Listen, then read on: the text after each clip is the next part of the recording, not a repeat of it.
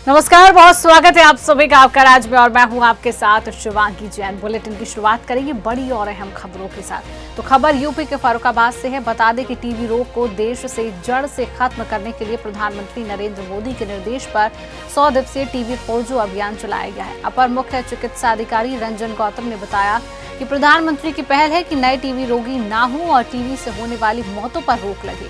वहीं चलाए गए 100 दिवसीय टीबी खोजो अभियान में 1230 मरीज टीबी रोग से ग्रस्त मिले हैं। अपर मुख्य चिकित्सा अधिकारी रंजन गौतम ने बताया कि टीबी रोगियों को हाई प्रोटीन की इलाज के समय जरूरत होती है। रंजन गौतम ने बताया कि टीबी मरीजों को पोषण पोटली वितरण की गई, जिसमें खाने के लिए हाई प्रोटीन की सामग्री मरीजों को दी गई है। टीबी रोग से जिले को मुक्त करने के लिए घर घर जाकर जांच की जा रही है। 1230 ऐसे टीबी रोगी हैं जो खुद नहीं आए, उन्हें खोजा गया है। जिले की जनसंख्या लगभग 23,50,000 है, जिसमें से लगभग 4 लाख व्यक्तियों का टीबी चेकअप किया जा चुका है। टीबी यूनिट बनाकर टीबी रोगियों के घरों पर दवा भेजी जा रही है, जिसमें मरीजों को दवाओं के लेने में कोई समस्या न हो। प्रधानमंत्री के चलाए गए 100 दिवसीय टीबी खोजो अभियान के तहत मरीजों को खोज कर उन्हें समय से उपचार दिया जा रहा है। इसका क्या उद्देश्य है, कितने लोगों को दी गई है? देखिए, जैसा कि आप पहले से अवगत हैं, 7 दिसंबर 2024 को हमारे माननीय प्रधानमंत्री जी के प्रयासों से 100 दिवसीय टीबी खोजी अभियान चला था, जिसमें टीबी के नए मरीजों को ना होने देना, टीबी की मृत्यु दर को कम करना और अगर कोई टीबी का पेशेंट है तो उसमें से प्रॉपर दवा खिला के उस खोज के उसको सही करना। और मेन पर्पस ये था कि हमारे नए टीबी के रोगियों की संख्या में वृद्धि ना हो और अंततः टीबी हमारे देश से इरेडिकेट हो जाए। उसी क्रम में 1230 पेशेंट इस 100 दिवसीय अभियान में मिले, जिसमें से 22 पोटलियां रह गई थी देने को। ये पोषण पोटली इसलिए दी जाती है कि टीबी के उपचार के दौरान मरीज को हाई प्रोटीन डाइट की आवश्यकता होती है। हाई प्रोटीन डाइट देने से जो सेल्स डिस्ट्रॉय हुई हैं या शरीर में जो मसल मास घटा है या रोज़ शाम को बुखार आने से या शरीर की प्रतिरोधक क्षमता कम होने से या एनोरेक्सिया भूख ना लगने के कारण जो मरीज़ कमज़ोर हुआ है, तो हाई प्रोटीन डाइट से जो दवाई हैं वो ज़्यादा फ़ायदा करती है। तो ये एक additional protein as well as पौष्टिक न्यूट्रिटिव सब्सटेंस की पोटली है, जिसे आज हमारे सीएमओ साहब के हाथों से प्रदान किया गया। अब हम 100% जो भी इस अभियान में मरीज मिले हैं उनको पोषण पोटली वितरित कर चुके हैं। और हमारा प्रयास ये है कि जितने भी मरीज मिले हैं ये सभी हमारे पोषण निश्चय पोर्टल पर अंकित हो चुके हैं, इनको बराबर उपचार दिया जा रहा है। चूँकि आप एक समाज का चौथा स्तंभ है, आपके माध्यम से जन जन तक ये खबर पहुंचाना बहुत आवश्यक है कि एक टीबी आजकल के समय में पूर्णतः क्यूरेबल है और इसका अगर समय से उपचार लिया जाए और nutritive substance high protein diet ली जाए तो समय से मरीज ठीक हो जाता है। और वो दिन दूर नहीं कि हम इस वर्ष के अंत तक टीबी को अपने देश से समाप्त कर दें। क्या प्रयास किए जा रहे हैं टीबी को जल्दी समाप्त करने के लिए? देखिए, सबसे बड़ी चीज़ तो यही है कि जो 100 दिवसीय टीबी खोजी अभियान चला, ये एडिशनल अभियान है और इसमें अतिरिक्त 1230 मरीज मिले जो कि स्वयं के आने से नहीं आते। तो सबसे बड़ी तो पहल यही है। दूसरी पहल ये है कि इनको हम लोगों ने जो टीबी यूनिट बनाई है डायरेक्ट ऑब्जर्वेटरी ट्रीटमेंट की, इनको घर घर तक दवाई पहुंच रही है। तीसरी चीज़, नेट के थ्रू इतनी सुविधा है कि प्रॉम्प्ट एक्सरे हो जाता है और उसका सीवी नेट के जरिए टीबी का डिटेक्शन हो जाता है। चौथी बात यह है कि हमारे देश की हमारे जनपद की जो पॉपुलेशन है लगभग 23.5 लाख, उसके सापेक्ष हम करीब 20% मरीजों को अभी तक टेस्ट कर चुके हैं सर्वेलेंस में, जिसमें से करीब 4 लाख मरीज जो हैं हमारे 4,50,000 के लोगों को हम सर्वेलेंस कर चुके हैं, जिसमें से 1230 टीबी के पेशेंट्स आए। तो इन्हीं सब प्रयासों से जहां सर्वेलेंस अच्छा होता है वहीं उपचार मिल पाता है। जब तक आप खोजेंगे नहीं तब तक आप उपचार कैसे करेंगे? तो इसलिए खोजना सबसे पहली चीज़ है और खोजने के उपरांत समय से ट्रीटमेंट, समयबद्धता और इस तरीके के सपोर्टिव ट्रीटमेंट जिसमें हमारे सीएमओ साहब बहुत बढ़ चढ़ कर हिस्सा लेते हैं। आज भी आपने देखा होगा इस चीज़ को किया गया और आप लोग ने इसको जन जन तक पहुंचाने का जो जिम्मा उठाया है उसके लिए मैं बहुत साधुवाद धन्यवाद देता हूं और आप सभी को शुभकामनाएं होली की। यूपी के कानपुर के एक युवक ने गजब कारनामा कर दिया है। बता दें कि उसने साइबर ठग को ही ठग लिया। उसे ऐसी कहानी सुनाकर फंसाया कि उसने रुपए दे दिए। ठग अब गिड़गिड़ा रहा है कि पैसा लौटा दो। कानपुर के भूपेंद्र सिंह को साइबर ठग ने सीबीआई अफसर बनकर फोन किया है। कहा है कि तुम्हारे अश्लील वीडियो मेरे पास हैं। उसमें मार्फ फोटो वीडियो भेजी और कहा कि तुम्हारे खिलाफ एफआईआर दर्ज हो चुकी है, इससे बचना हो तो पैसे ट्रांसफर कर दो। जहां भूपेंद्र समझ गया कि यह साइबर ठग फर्जी अफसर बनकर फोन कर रहा है, उसने ऐसी स्क्रिप्ट तैयार की कि ठग ने उससे 10,000 रुपए ट्रांसफर कर दिए। ठग को जब पता चला कि भूपेंद्र ने उसे चूना लगा दिया है तो वह गिड़गिड़ाने लगा। भूपेंद्र से कहा कि तुमने मेरा ही गला काट दिया, मैंने तुम्हें बहुत बड़ी रकम दी है, तुम समझ नहीं रही हो। अधिकारी मुझे हड़काता है, पैसा लौटा दूं तो वहीं ठग की हरकतों को भांप कर फंसाने का प्लान बनाया है। भूपेंद्र सिंह बर्रा के रहने वाले हैं और इसी तरह की कहानी कई स्टेप में बदल बदल कर बताते रहे और इसे 3,000 फिर 2,000 फिर 1,500 करके कुल अभी तक 9,500 रुपए साइबर ठग से युवक ने ले लिए हैं। देश में साइबर ठग के मामले दिन पे दिन बढ़ते जा रहे हैं और ऐसा ही कुछ एक मामला कानपुर में देखने को मिला है, जहां पे साइबर ठग को ही चूना लगा दिया। कानपुर के एक लाल ही कहा जाएगा, क्योंकि कानपुर का तो एक अलग ही अंदाज है, क्योंकि कहा गया है ऐसा कोई सगा नहीं जिसको मैंने ठगा नहीं। तो हमारे बीच में जो साइबर ठग को चूना लगाए हैं भूपेंद्र सिंह जी हमारे बीच में है। इन्हीं से जो जानते हैं कि क्या है पूरा मामला। भूपेंद्र जी, सुदर्शन न्यूज में आपका स्वागत है। जी नमस्ते। क्या हुआ था पूरा मामला? 6 मार्च को मेरे पास एक फ़ोन आया था, अपने आप को सीबीआई अधिकारी बता रहा था। इसके बाद मैंने कहा कि सीबीआई अधिकारी बता रहा, बोल रहा आपके कुछ फ़ोटो कुछ वीडियो जो है वायरल हुए हैं और मैं उस मामले का विवेचक हूँ। तो मैंने कहा जी सर बताएं। तो उसने मुझसे बताया कि आपको जो है इस तरीके से आपने किसी लड़की को फ़ोटो वीडियो भेजे हैं, जबकि मैंने इस तरीके की कोई भी घटना नहीं घटित हुई, मैंने कुछ भी किसी को नहीं भेजा है। मैं इसकी बातों से मुझे लग रहा था ये साइबर ठग है और मेरे साथ ठगी करने का ये मुझे शिकार बना रहा है। मैं तुरंत जागरूक हो गया और इसकी बातों का मैं आंसर तो दे रहा था, मगर ये गलतफहमी में था कि मैं इसका शिकार बन चुका हूँ। ये मुझे पता था पैसे की डिमांड करेगा। इसके बाद इसने मुझसे कुछ देर बातें करने के बाद तुरंत कहा कि ये आपका जो मामला है ये ख़त्म कराना है। मैंने कहा जी सर प्लीज़ सर हाथ जोड़ रहा हूँ सर, ख़त्म करा दीजिए, मैं इंटर का छात्र हूँ, मेरा जीवन खराब हो जाएगा। तो इसने कहा 16,000 रुपये जो सरकारी शुल्क होता है वो आपका लगेगा और आपका मामला यहीं से ख़त्म हो जाएगा। 34 वीडियो और 64 फ़ोटो इस तरीके की चीज़ें हमको बता रहा था। मैंने कहा जी सर बड़ी रकम है सर, मेरे पास पैसे की व्यवस्था अभी नहीं है सर, क्योंकि मैं छात्र हूँ, मैं कमाता तो नहीं हूँ। तो मैंने इससे कहा मुझे सर 24 घंटे का समय दीजिए, मैं अपने दोस्तों से पैसे उधार मांगूंगा, मांग कर आपको सर कल तक पेमेंट करा दूंगा, लेकिन प्लीज़ सर घर पे मत आइएगा और ना किसी को बताइएगा सर, मेरी बहुत बदनामी होगी। तो इस तरीके की चीज़ें में फिर इसको ये लगा कि जब मैं इस तरीके की बातें कर रहा हूँ तो इसको कुछ समय के लिए ये लगा कि ये मेरे झांसे में फंस चुका है। तो कंटिन्यू लगातार ही मुझसे बात करने लगा। जस्ट अगले दिन 7 मार्च को मेरे पास फ़ोन आया, बोल रहा था भैया पैसे की व्यवस्था बनी। मैंने इसको एक मनगढ़ंत कहानी, जबकि ऐसा कुछ नहीं हुआ है, मैंने इसको अपनी मनगढ़ंत कहानी एक पिक्चर बनाई जो है इस तरीके से। और इसके बाद मैंने इससे कहा कि सर मैंने घर से चैन चोरी की थी और चैन 3,000 रुपये की गिरवी रखी सर, अगर प्लीज़ सर मुझे 3,000 रुपये मैंने अपने दोस्तों से मांगे, मुझे नहीं मिले, लेकिन सर अगर आप मुझे पैसे दे दे तो सर आपकी बहुत मेहरबानी होगी, मैं आपका पैसा आधे घंटे में लौटा दूंगा, क्योंकि वो चैन की कीमत 40,000 रुपये है और मैं वो चैन बेच दूंगा। इसके बाद वो मुझे 3,000 रुपये देता है 7 मार्च को। 15 मिनट बाद मैं उसको फिर फ़ोन करता हूँ। 15 मिनट बाद मैं उसको बताता हूँ कि सर जहाँ मैंने चैन गिरवी रखी थी वो मुझसे 500 रुपये ब्याज मांग रहा है। इसके बाद मुझसे 500 रुपये ब्याज के एवरेज में लेता हूँ। फिर मैं उसको 1 घंटे बाद फ़ोन करता हूँ, वही करीबन शाम को 5 बजे फ़ोन करता हूँ कि सर मैं सुनार के यहाँ चैन बेचने गया था, सुनार ने कहा आप लोग नाबालिग हैं, मैं चैन आप लोगों की नहीं खरीदूंगा, आप लोग स्टाम्प पेपर में अगर लिख के मुझे दें, आधार कार्ड दें तो मैं चैन ले लूँगा। मैं उसको यही कहानी मैं उसको ठग को बताता हूँ। तो ठग कहता है कि ठीक है मैं आपको 500 रुपये और डाल रहा हूँ, जो स्टाम्प पेपर का खर्चा आ रहा है। फिर वो मुझे 500 रुपये डालता है। फिर शाम को 7:30 बज जाते हैं। मैं उसको ये बताता हूँ सुनार की दुकान बंद होने जा रही है और ये कहकर मैं फ़ोन अपना स्विच ऑफ कर देता हूँ। इसके बाद अगले दिन वो मुझे फ़ोन करता है। मैं उसको बताता हूँ कि सर सुनार ने रात में मुझे मारा भी है और कह रहा था चैन कहाँ से चोरी करके लाए हो, अपने घर चलो, माता पिता को लेकर आओ।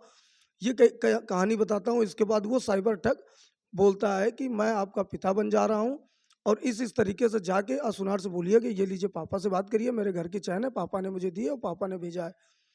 जब वो ये नई कहानी बनाता तो मैं भी एक नई कहानी बनाता हूँ। मैं अपने दोस्त को सुनार बना देता हूँ और मैं अपने इस साइबर ठग की बात मैं अपने दोस्त से कराता हूँ। मेरा दोस्त काफ़ी इसको समझाता है कि बच्चे हैं, आप आइए मेरे पास आइए। मैं इसको पकड़वाने का प्रयास करता हूँ कि ये आ जाए तो ये पकड़ जाएगा, मगर ये आता तो नहीं है। इसके बाद भी मैं उसको पूरे जाल में, इसको इसी के जाल बनाए हुए जाल में फंसाता हूँ। इसके बाद फिर से वो सुनार बोलता है कि 45 रुपये इनका पुराना बकाया हुआ है, ये मुझे एक अंगूठी रख गए थे, उसका ब्याज 45 रुपये, ये मुझे दिलवाइए, इसके बाद मैं इनकी चैन खरीदूंगा, अन्यथा अभी नहीं खरीदूंगा। तो फिलहाल वो सुनार जो होता है वो चैन नहीं खरीदता और इसके एवरेज में इनसे 45 रुपये ले लेता है कि हम आपको चैन दिए दे रहे हैं। तो ये साइबर ठग मुझे 35 रुपये देता है। इसके बाद फिर होली आती है, होली में हम बताते हैं कि मुझे मामा के यहाँ जाना है, मम्मी को भी जाना है, मैं चैन रख दे रहा हूँ, हार ले रहा हूँ। फिर मैं एक नई दोस्त की कहानी बताता हूँ कि मेरे दोस्त गोल्ड लोन लेने जा रहा है, 1,15,000 रुपये उसका मिलेगा, मैं आपको दे दूंगा। इस तरीके से मेरी मनगढ़ंत बनाई हुई कहानी, हर एक कहानी में ये फंसता जाता और टोटल मुझे अभी तक इसने 9,500 रुपये दे रखे हैं, जो कि किसी गरीब परिवार के किसी न किसी को इसने इस तरीके से बलगला के जो है ठगा होगा। यूपी के फर्रुखाबाद की खबर है। बता दें कि पुलिसकर्मी शस्त्र नहीं खोल पाए, जिसको देखते हुए अपर पुलिस अधीक्षक ने फटकार लगाई है। अपर पुलिस अधीक्षक संजय कुमार सीओ सिटी ऐश्वर्या उपाध्याय ने थाना कादरी गेट का निरीक्षण किया है। निरीक्षण के समय गार्ड ऑफ ऑनर में सही से सलामी न देने पाने पर दरोगा कपिल को अपर पुलिस अधीक्षक ने फटकार लगाई है। निरीक्षण के दौरान अपर पुलिस अधीक्षक संजय कुमार सिंह ने पुलिस कर्मियों को शस्त्र खोलने के लिए कहा है, तो वहीं कुछ पुलिसकर्मी सरकारी पिस्टल नहीं खोल सके। अपर पुलिस अधीक्षक ने नाराजगी जताई है और थाने में रजिस्टर सही से न बने होने पर महिला मुंशी को जमकर फटकारा है। अपर पुलिस अधीक्षक अजय कुमार सिंह सीओ सिटी ऐश्वर्या उपाध्याय ने मालखाने शस्त्र मैस का निरीक्षण किया। महिला हेल्प डेस्क का काम बेहतर मिलने पर अपर पुलिस अधीक्षक ने सराहना की है। वहीं थाने में निरीक्षण के दौरान मिली कमियों को सुधारने के भी निर्देश दिए गए। आज दिनांक 18 मार्च 2025 को उच्च अधिकारियों द्वारा थाना कादरी गेट जो कि सिटी सर्कल के अंदर आता है, उसका निरीक्षण किया गया और सारे रजिस्टर्स जो भी मेन थाने के होते हैं उनको चेक किया गया। कुछ अगर कमियां पाई गई हैं तो उसको फुलफिल करने का निर्देश दिया गया है। साथ में माल खाना वगैरह चेक किया गया है। जो भी कमियां पाई गई हैं साफ़ सफाई को लेकर के, हवालात की साफ़ सफाई को लेकर के, वो सब कमियाँ हाईलाइट करके उनको पूर्ण करने की निर्देश दिए गए हैं और उसका दोबारा संचालित किया जाएगा। शिकायती प्रार्थना पत्र एक होना था, उसके निस्तारण के लिए दरोगा जी को बता दिया गया है और साथ ही शिकायती जो रजिस्टर होता है तो उसको भी चेक किया गया। उसमें जो कमियाँ पाई गई हैं उसको भी पूर्ण करने के निर्देश दिए गए हैं। यूपी के सोनभद्र से खबर है। बता दें कि नागपुर दंगे को लेकर हिंदुओं में भारी आक्रोश है, जहां अफवाह फैलाकर दंगे करने वाले मुसलमानों पर कड़ी कार्रवाई करने की मांग की गई है। नागपुर दंगे को लेकर पूरे देश के हिंदुओं में भारी आक्रोश व्याप्त है। मुसलमानों द्वारा एक आक्रमणकारी दमनकारी मराठों की धरती पर महिमा मंडन कर हिंदुओं को उकसाने का काम मुसलमानों द्वारा किया जा रहा था, जिसका विरोध कर राष्ट्रवादी संगठनों द्वारा औरंगजेब का पुतला जलाया गया और मराठों की धरती से एक आक्रमणकारी औरंगजेब का मजार हटाने की मांग की गई। मुसलमानों द्वारा अफवाह फैलाकर पूरे हिंदुओं के घरों पर पथराव किया गया, दुकानें लूटकर आगजनी की गई। नागपुर दंगे को लेकर पूरा हिंदू समाज आक्रोशित है और कड़ी कार्रवाई की मांग कर रहा है।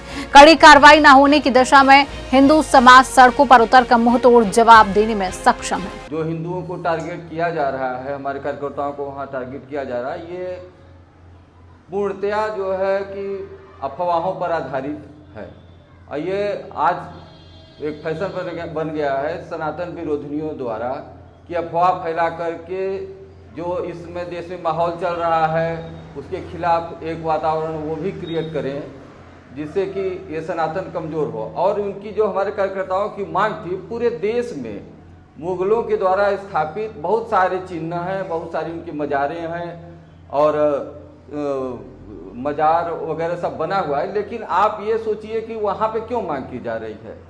चूँकि औरंगजेब के अत्याचार को आज जितना हुआ मंदिरों को ढहाया, लेकिन जो गुरु तेग बहादुर ने सहा, उनके लालों ने सहा और वहाँ पे शिवाजी लड़ते रहे, उनके बाद संभाजी महाराज का जो बलिदान हुआ उसने यातनाएं दी उनको। उस महाराष्ट्र में उन मराठों के राज्य में जिन्होंने श्री धनाजी महाराज और श्री संता जी, श्री राजा राम जी मोहन जी के द्वारा जो उसको पराजित किया गया, वहाँ पर भी उसकी कब्र को बना करके आज धीरे धीरे उसको एक वहाँ पे मेला और उत्सव वो मना रहे हैं। ये कहाँ तक उचित है? वो एक तरीके से चिढ़ाने का ही कार्य कर रहे हैं। तो यही कहना चाहेंगे कि जो जिस भाषा में समझे उसी भाषा में उसको जवाब देना चाहिए। कौन से गलत मांग किया जा रहा था?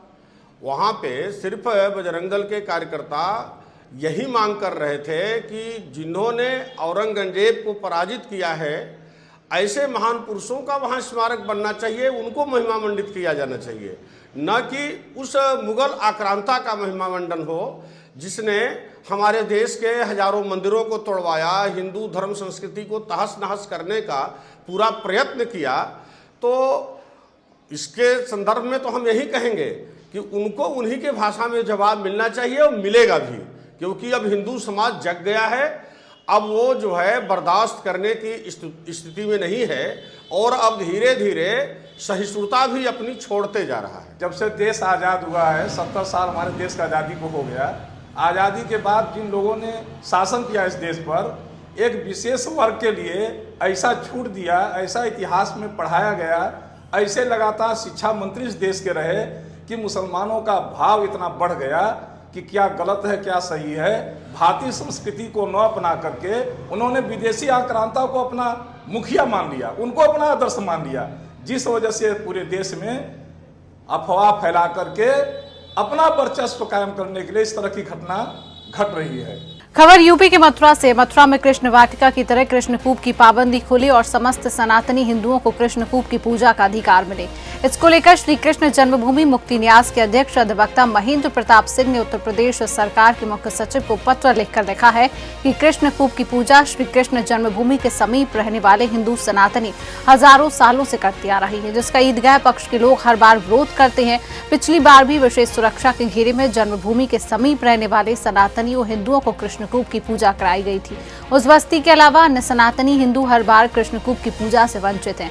सभी सनातनी हिंदुओं को कृष्णकूप के पूजा की अनुमति दी जाए, जिसकी सनातनी हिंदू लंबे समय से मांग करते चले आ रहे हैं। देखिए, श्री कृष्ण जन्मभूमि पर जो असली गर्भगृह है, जिसे साहिल है ये लोग कहते हैं, वहां पर भगवान कृष्ण का एक कृष्णकूप हुआ करता था और अब भी है वो, और जिसको राजा बजनाभ जी के द्वारा बनवाया गया, जो भगवान कृष्ण के परपौत्र थे। और ये से जल से भगवान केशव देव का अभिषेक होता था, यहीं से वो जल जाता था और इसे सप्त सामुद्रिक कूप भी कहते हैं। ऐसा माना जाता है कि इसमें 7 समुद्रों का जल है। इसका विभिन्न ब्रज की पुस्तकों में, अन्य पुस्तकों में वर्णन है। और जब 84 कोस की परिक्रमा लगती थी, जो श्रद्धालु आते थे तो इस कूप की भी पूजा करके जाते थे। लेकिन क्योंकि ईदगाह की सीढ़ियों के पास बना हुआ है, वो इस कारण वो लोग किसी को वहां आने नहीं देते, इसकी विधिवत रूप से पूजा नहीं हो पाती है। और होली के बाद जब बाशोड़े की पूजा होती है शीतला माता की, तो वहां पर वहां के स्थानीय लोग, अन्य लोग भी पूजा करने के लिए जाते थे, लेकिन अब ये लोग किसी को वहां जाने नहीं देते और पूजा में अवरोध पैदा करते हैं। और पूजा भी होती है तो पुलिस की बड़ी गहरी सुरक्षा में होती है, और अन्य क्षेत्र के लोग हैं वो जो पूजा करते थे वो अब वहां नहीं जा पाते हैं। बच्चों के संस्कार होते थे, मुंडन संस्कार आदि होते थे, वो भी नहीं हो पाते हैं। तो हमने माननीय न्यायालय में के साथ साथ हमने उत्तर प्रदेश के मुख्य सचिव महोदय को एक पत्र लिखा है और उसमें हमने मांग की है कि वहां पर विधिवत रूप से सभी लोगों को बिना अवरोध के पूजा की अनुमति दी जाए, लोग आ जा सकें और किसी तरह का जो विपक्षी लोग हैं वहां पर हिंड्रेंस पैदा करते हैं, अवरोध पैदा करते हैं, वो ना कर पाए। क्योंकि ये पावन पवित्र कूप है, बड़ा प्राचीन कूप है, सदियों से हम लोग इसकी पूजा करते रहे, हमारे पूर्वज पूजा करते रहे, तो वहां पर हम विधिवत रूप से जाके पूजा करें, ऐसा हमारा मानना है। तो इसी को लेकर हमने पत्र लिखा है और हम चाहते हैं कि वहाँ सभी लोग, सभी ब्रजवासी और जो भी बाहर के लोग हैं, जो 84 कोस की परिक्रमा में आते हैं लोग, वो भी उसकी पूजा कर पाए। क्योंकि वहाँ पूजा नहीं कर पाते हैं तो बड़ी आस्था आहित हो रही है, लोगों की श्रद्धा आहित हो रही है। बहुत गुजरात से आते हैं, बंगाल से लोग आते हैं, 84 कोस की परिक्रमा में जो लोग आते थे वहाँ विधिवत रूप से पूजा करने जाते थे। तो उसके पास कृष्ण वाटिका है। कृष्ण वाटिका में भी पहले 24 साल तक बंद रही, लेकिन आदरणीय मुख्यमंत्री महोदय को आभार साधुवाद देते हैं सभी ब्रजवासी, उन्होंने खुलवा दिया और अभी होली वहां के धूमधाम से संपन्न हुई। तो हम चाहते हैं कि कृष्ण कूप के अभी जल हम लोग विधिवत रूप से आराम से ला सके और भगवान कृष्ण का अभिषेक कर सके। कोई पाबंदी या कोई ऐसा कोई आदेश है कि सीमित लोग करेंगे या कौन नहीं, ऐसा कोई आदेश नहीं है। न्यायालय का ना कोई न्यायालय का आदेश है, ना कोई शासन का है, ना प्रशासन का, किसी का भी कोई आदेश नहीं है। तो फिर पूजा क्यों नहीं हो पा रही है? ऐसा तो कोई आदेश किसी कहाँ का कहीं का नहीं है। तो ये सभी ब्रजवासी चाहते हैं कि वहां पर विधिवत रूप से पूजा हो और अपना आराध्य के वहां से जल ले जा करके आराध्य को जल अभिषेक कर सके। तो ये सभी चाहते हैं। और जो स्थानीय लोग हैं पास में, जैसे जगन्नाथपुरी है, अन्य इलाके कृष्णानगर है, मल्लपुरा के लोग हैं या अन्य जो भी आसपास के एरिया के लोग, सब लोग वहाँ चाहते थे तो वहाँ लोग विधिवत रूप से पूजा कर सकते हैं। और ये पूजा नहीं करने देते हैं, इधर उधर की बातें करते हैं, तो ये अच्छा नहीं है। और हमारी बड़ी सदियों से परंपरा रही है पूजा की, ब्रज है ये, और ब्रज में बड़े सौहार्द से, बड़े प्रेम से हम लोग पूजा करते हैं। तो हमें पूजा करनी चाहिए, हमारे जो लोग वहाँ जाना चाहते हैं। तो हम बड़ी शांति से, बड़े प्रेम से, सौहार्द के साथ पूजा चाहते हैं, तो इसी को लेकर के हमने पत्र लिखा है। और अब बात करेंगे गाजियाबाद की, जहां तहसील मोदीनगर क्षेत्र के मुरादनगर में होटल से चौंकाने वाला मामला सामने आया है। सोशल मीडिया पर एक वीडियो वायरल हो रहा है जिसमें एक युवक तंदूर पर रोटी बनाते समय आटे की लोई पर थूकता नजर आ रहा है। वीडियो में दिखाई दे रहा है कि युवक आटे की लोई को बेलने के दौरान उस पर थूकता हुआ नजर आ रहा है, फिर उसे तंदूर में डाल रहा है। यह वीडियो मुरादनगर के मशहूर होटल नाथ का है। इस मामले में मुरादनगर थाने में शिकायत दर्ज कराई गई थी, जिसके बाद होटल पर कार्रवाई करते हुए आरोपी को गिरफ्तार कर लिया गया है। एसीपी मसूरी ने जानकारी देते हुए बताया कि वीडियो देख रहे इसरार के खिलाफ एफआईआर दर्ज हो चुकी है और उसके खिलाफ मुकदमा दर्ज भी किया जा चुका है और आरोपी को जेल भेजने की कार्रवाई भी की गई है। सोशल मीडिया पर लोग इस घटना की जमकर निंदा कर रहे हैं। पिछले 2 महीनों में इस तरह के 2 और मामले सामने आ चुके हैं। पहले मोदीनगर की तेल मिलगेट कॉलोनी के नाज होटल का है और गाँव दौसा बंजारपुर में शादी के दौरान किसी तरह की वीडियो वायरल हुए थे। दोनों ही मामलों में पुलिस ने रिपोर्ट दर्ज कर आरोपियों को जेल भेजने की कार्रवाई की थी और मुरादनगर के होटल नाज का ये वीडियो बताया जा रहा है। आज दिनांक 17/3/25 को थाना मुरादनगर पर सोशल मीडिया पर वायरल हो रहे वीडियो के संबंध में एक तहरीर प्राप्त हुई। तहरीर के अनुसार नाज होटल मुरादनगर पर एक व्यक्ति रोटियों पर थूक लगाते हुए नजर आ रहा है।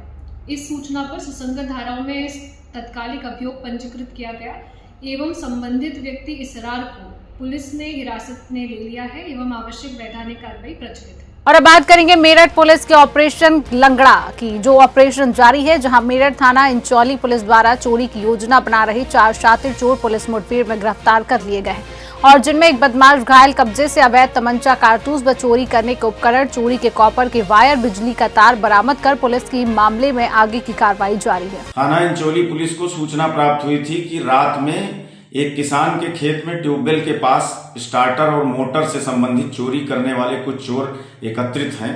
इस सूचना पर थाना इंचौली प्रभारी अपनी टीम के साथ जब वहां चेक करने के लिए गए तो इन बदमाशों को जब चेक करने का प्रयास किया गया तो बदमाशों द्वारा पुलिस पार्टी पे फायर कर दिया गया। जवाबी आत्मरक्षार्थ पुलिस की फायरिंग में इनमें से एक बदमाश गोली लगने से घायल हुआ है, जिसकी पहचान इम्तियाज और छोटू निवासी लक्कीपुरा थाना क्षेत्र लोहिया नगर के रूप में हुई है। इसके पास से एक तमंचा और कुछ कारतूस वगैरह बरामद हुआ है। इसे प्राथमिक उपचार के लिए अस्पताल भेजा गया और कॉम्बिंग के दौरान इसके 3 और साथी शाहिद लंगड़ा, नईम और सुहेल, जो थाना क्षेत्र लोहिया नगर के ही निवासी हैं, ये भी गिरफ्तार किए गए हैं। इनका विस्तृत आपराधिक इतिहास है। इन्होंने प्रारंभिक पूछताछ में जनपद मेरठ में लगभग 1 दर्जन स्टार्टर और मोटर से संबंधित चोरी की घटना में शामिल होना बताया है। इनके पास से जो स्टार्टर चोरी से में इस्तेमाल किए जाने वाले उपकरण हैं, जैसे आरी, चाबी, सब्बल, कुदाली वगैरह भी बरामद किए गए हैं। जो अग्रिम विधिक कार्यवाही है वो थाना इंचौली के द्वारा निष्पादित की जा रही है। खबर यूपी के मैनपुरी से है। फिरोजाबाद के देहुली में 44 साल पहले सामूहिक नरसंहार मामले 18 मार्च 2025 को सजा सुनाई गई, जहां तीनों दोषियों को पुलिस अभिरक्षा में न्यायालय में पेश किया गया, जहां तीनों दोषी रो रो कर न्यायालय के सामने अपनी बेगुनाही का सबूत देते रहे और इस दौरान न्यायाधीश ने आरोपियों को फांसी की सजा सुनाई और दोषियों पर 50-50 हजार रुपए का जुर्माना भी किया है। आपको बता दें कि पूरा मामला फिरोजाबाद जिले के थाना जसराना क्षेत्र का है, जहां देहुली में 18 नवंबर 1981 की शाम 5 बजे के करीब 17 हथियारबंद बदमाशों ने गांव में घुसकर अनुसूचित जाति बस्ती में हमला बोला था और सन 1981 के नरपिशाचों को 44 साल बाद फांसी की सजा मिली है। न्यायालय के द्वारा रामसेवक कप्तान और रामपाल को फांसी की सजा दी गई है और 50-50 हजार जुर्माना किया गया। किस तरीके का ये नरसंहार था? इसमें 24 दलितों की हत्या हुई थी, क्योंकि ये स्टोरी में आया था कि रामपाल, राधे और संतोष के गैंग के कुछ लोग पुलिस ने पकड़े थे। उसमें ये देहुली के लोग जो थे, ये लोग गवाह बन गए थे, जो दलित लोग थे। उसी के पीछे खुन्नस खाते हुए इनकी हत्या करी गई। 44 साल बाद ये फैसला आया है, एक पीढ़ी के बाद में इतनी देरी हुई फैसले में। इसमें पहले सन 83 में पत्रावली यहाँ थी, फिर 84 में यहाँ से हाईकोर्ट के आदेश से लोअर कोर्ट इलाहाबाद के लिए भेज दी गई थी। उसके बाद वहाँ उसका ट्रायल हुआ, उसके बाद फिर यहाँ पर मैनपुरी में इसका जुरिडिक्शन था, तो फिर वहाँ से जजमेंट के लिए यहाँ आई। सजा के अलावा कोई और रुपए की 50-50 हजार रुपए का जुर्माना किया गया है तीनों पे। वकील साहब, ये जो आरोपी हैं तीनों, इनकी घटना में क्या पृष्ठभूमि रही? कितने लोगों को मारने में क्या निकल के आया है?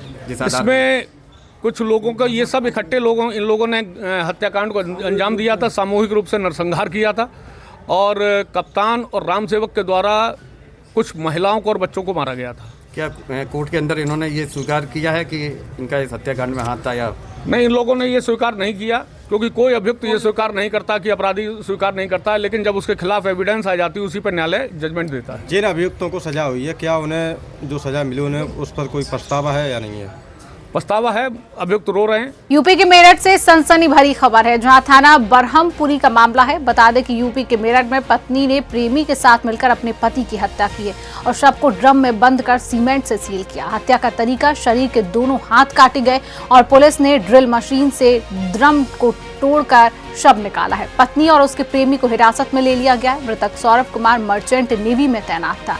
मामले में पुलिस की आगे की कार्रवाई जारी है। आज देर शाम थाना ब्रह्मपुरी पुलिस को इंदिरा नगर में एक मर्डर की सूचना मिली थी। सूचना के आधार पर पुलिस जब मौके पर पहुंचकर जांच पड़ताल एवं पूछताछ की गई तो पाया गया कि एक सौरभ राजपूत नाम के व्यक्ति हैं जो कि मर्चेंट नेवी में कार्यरत थे। ये 4 तारीख को अपने घर आए थे और तब से ही ये देखे नहीं गए थे।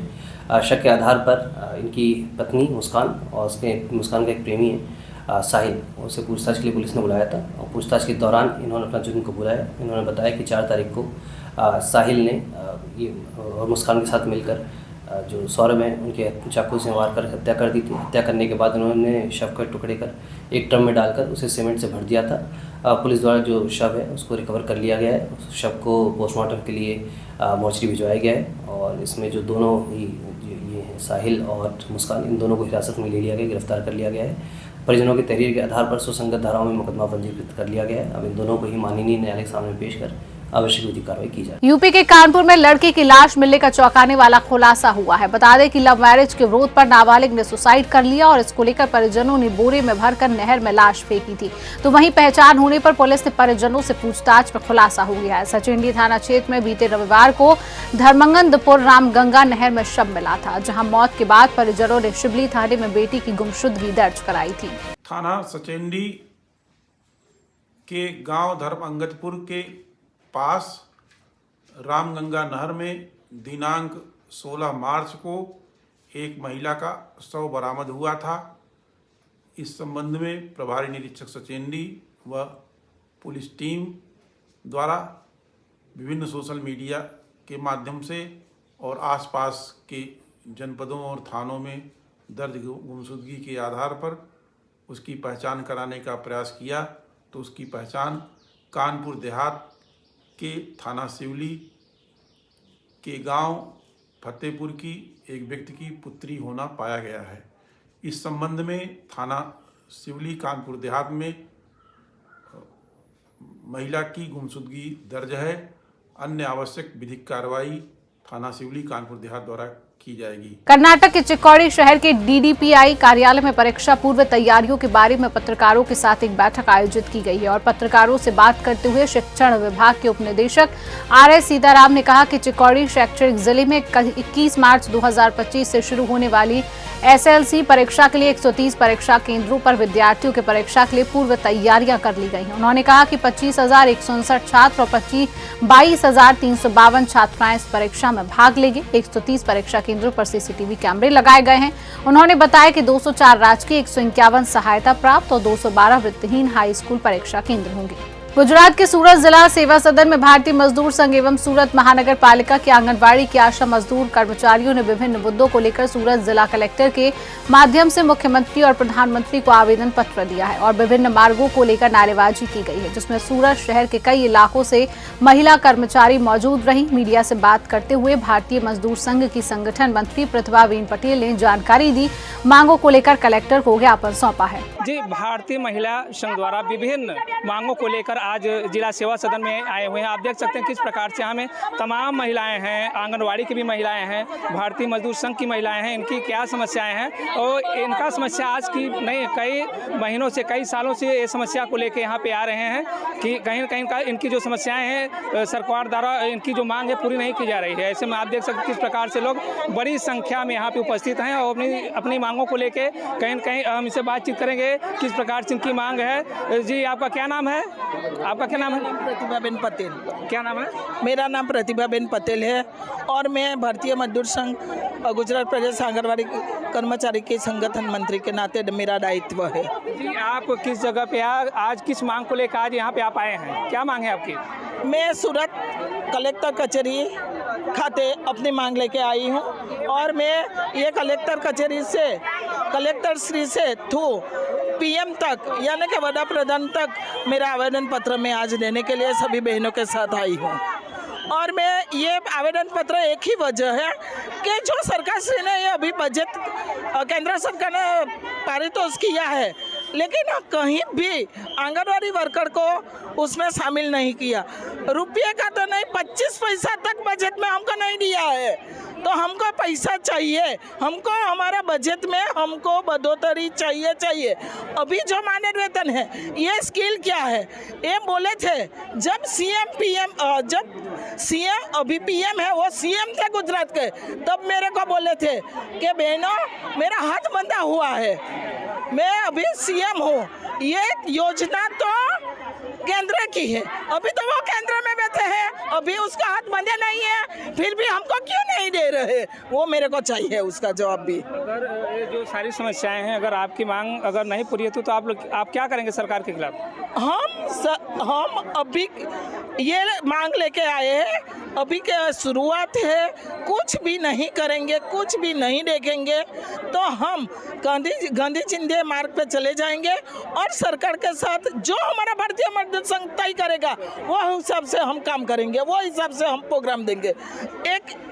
एक मांग है और भी कि देखो अभी 50-50 का हुआ था, 50 सुपरवाइजर बाढ़ की बढ़ोतरी होगी और 50 हमारे आंगनवाड़ी वर्कर्स की बढ़ोतरी होगी, तो उसमें वही मर्यादा 45 लगी है। तो अभी 3 बरस से वो भी नहीं कार्यवाही हुई है, वो सुपरवाइजर की भर्ती भी नहीं हो रही है, तो कितनी बहनों हमारी भर्ती वो सुपरवाइजर की भर्ती से वंचित रह जाएगी, उसकी उम्र चली जाएगी। तो उसके जीवन के साथ जो सरकार कर रही है वो अयोग्य है। किसी का सरकार को यही सोचना चाहिए, जो वो बोले वही करो ना, जो बोलते हैं वो करो।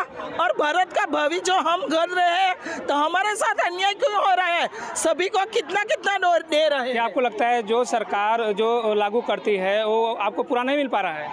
वैसे मानद वेतन है ना, हम तो स्किल वर्कर मानद वेतन है, हमको मानद वेतन शब्द हटाकर हमको सरकारी कर्मचारी घोषित किया जाए।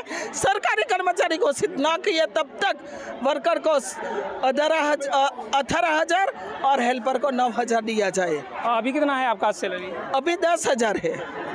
उसमें देखो 4500 रुपया ही केंद्र का है, बाद में दूसरा तो हमारी गुजरात गवर्नमेंट देती है। तो ये योजना 60-40 पे होती है, स्किल वर्कर की योजना 60% केंद्र का, 40% राज्य का। तो अभी कहाँ न्याय हुआ है? नहीं न्याय। तो 4500 जो दे रही है उससे ज़्यादा तो हमारी गुजरात सरकार हमको दे रही है। तो केंद्र सरकार को सोचना चाहिए और हमको कुछ भी ना रहकर हमको सरकारी कर्मचारी घोषित किया जाए, वही मांग है हमारी। आपने देखा जिस तरह से महिलाएं आक्रोशित में हैं, किनका कहना है कि राज्य सरकार से तो उनको जो भी लाभ मिल रहा है और केंद्र सरकार से इनको कोई भी लाभ नहीं मिल पा रहा है। इनकी मांग है कि हमारी जो वेतन आय उसको बढ़ाया जाए, क्यों कहीं कहीं इनकी जो उम्र है बढ़ रही है, उनकी जो प्रमोशन को इनको रोका गया है। आप देख सकते हैं जिस प्रकार से यहाँ पे लोग उतावले हैं और अपनी मांग को लेकर काफ़ी बड़ी जनसंख्या में लोग यहाँ पे उतरे हुए हैं। कैमरामैन संदीप सिंह राजपूत के साथ प्रेम कुमार, सुदर्शन टीवी न्यूज़, सूरत, गुजरात। खबर